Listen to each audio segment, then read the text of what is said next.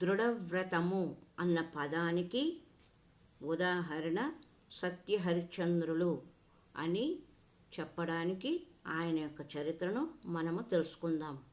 పూర్వము హరిశ్చంద్రుడు అని మహారాజు ఉండెను. అతని తండ్రి పేరు త్రిశంకు మహారాజు, భార్య చంద్రమతి అను సతీమణి. లోహితాసుడు అతని పుత్రరత్నం. అతడు నిత్య సత్యవ్రతుడు. అతనికి కల అందు అయినను కళ్ళ అంటే అబద్ధము అనే మాట ఉండేది కాదు.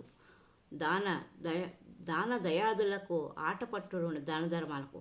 ఇతడు అయోధ్య నగరమును ప్రధాన పట్టణంగా చేసుకొని కోసల దేశమును పాలించుచుండెను. జనులను పుత్ర సమానముగా పోషించుచుండెను. ఇట్లుండగా ఒకనాడు ఇంద్రసభయందు పాకశాసనుడి లోకత్రయమున నిత్యవ్రతుండు ఎవడు గలడా అని ప్రశ్నించెను. మునులందరూ తెల్లబోయి ఒకరి ముఖము ఒకరు చూసుకున్నారు. ఇంతలో సకల గుణ గరిష్ఠుడగు వశిష్ఠుడు నిలబడి, ఓ దేవేంద్ర, కలడు భూలోకమున హరిశ్చంద్రుడను నరేంద్రుడు ఉన్నాడు.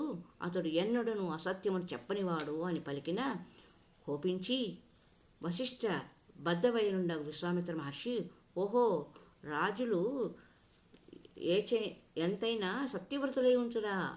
ఇందేటి మాటలు వశిష్ఠ, సందేహమేమి? వేనరాజు నేను ఆ రాజు చేత అసత్యం ఆడిస్తాను అని పలికిన వశిష్ఠుడు, నీవు ఆ రాజేంద్రుని అసత్యము ఆడించితివేని నేను శిరమును ఒరిగించి తపశ్శీలమును మాని మనుజ కపాలముతో మద్యమును గ్రోలుచు ఉత్తరాభిముఖుండను అయ్యేదును అని వశిష్ఠ మహర్షి శపథము చేసినాడు హరిశ్చంద్రుని విషయంలో. ఏమని? హరిశ్చంద్రుడు కనుక అసత్యము పలికితే వశిష్ఠ మహర్షి తలగొరిగించుకొని తపస్సులను వదిలిపెట్టి మానవ యొక్క